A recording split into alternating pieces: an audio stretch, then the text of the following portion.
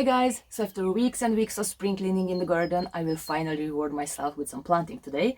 And this project is also urgent because as you can see, the dahlia tubers and the sword lily corms are really impatient and they already started to grow, so I need to get these in the ground. So I was thinking to plant the sword lilies here in this flower bed I created for the elwoody hedge. These plants don't look really good, you guys. They're a bit brown, but they had a really hard winter in the garden and it was their first winter here. So they will bounce back really fast and they will grow a lot this season. But until then, I was thinking to fill in the gaps with other plants. I have tulips in between them, and I was thinking to plant the sword lilies in the back next to the fence because the sword lilies got really tall, you guys, and that's a lesson I learned the hard way last year because I planted them in a really windy spot and that was a mistake. They were leaning on the ground, I had to stake them up, but here it's not really windy and I have the fence as a backup plan so I can stake them if necessary, and I think it will be a really perfect spot.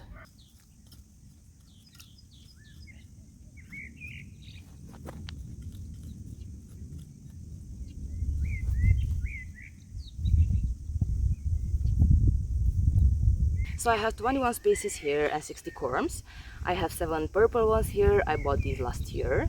I have 53 here, these are the ones I received from my grandma last year. These are mainly yellow ones. There are a few pink ones, I forgot to label them last year, you guys, so I don't know which ones are the pink ones, but I will do that this year, so next year I will be able to make a better planting plan.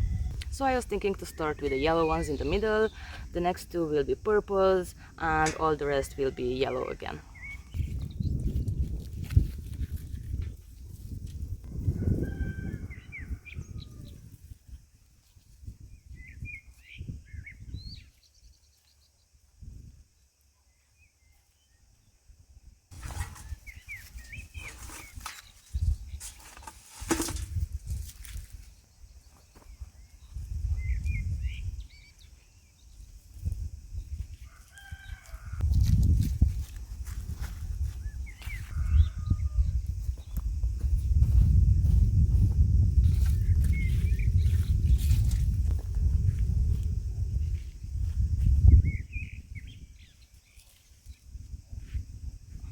So I took a short break just to show you how a corm looks like. So this is where the stem was last year, and here at the bottom we have a disc with roots and some baby corms.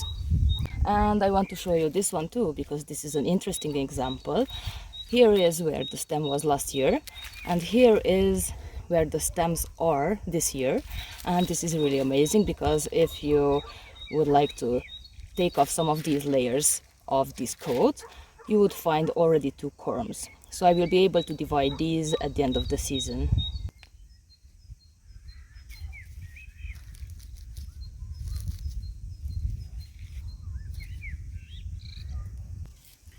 So I am planting 3 corms in one clump, and I try to make sure to leave space between them so they can grow during the season.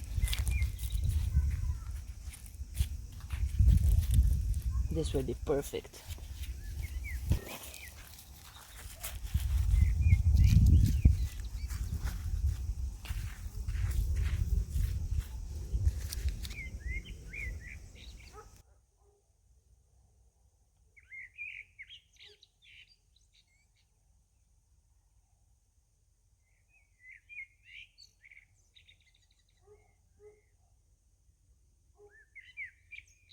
And I'm done. I just need to cover these now. I usually don't add a lot of soil because they don't need it, just to cover the corms.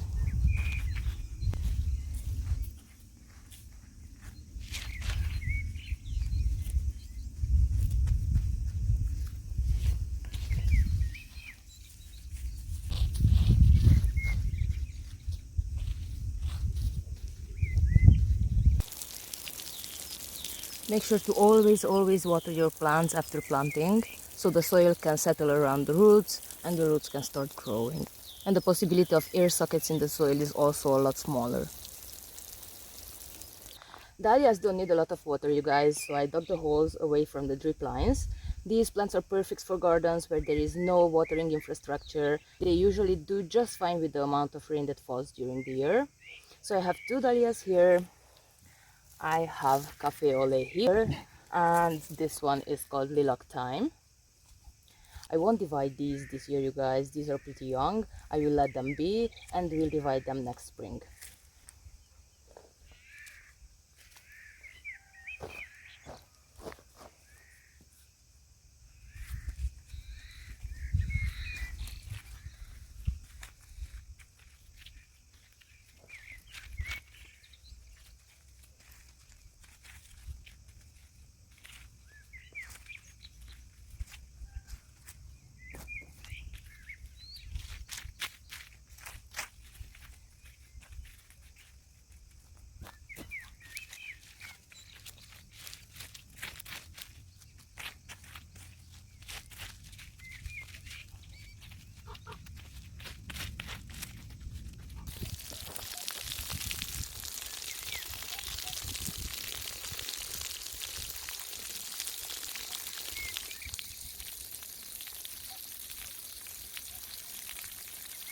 So this is the third one, you guys, and this is a red one, and I don't like red in the garden.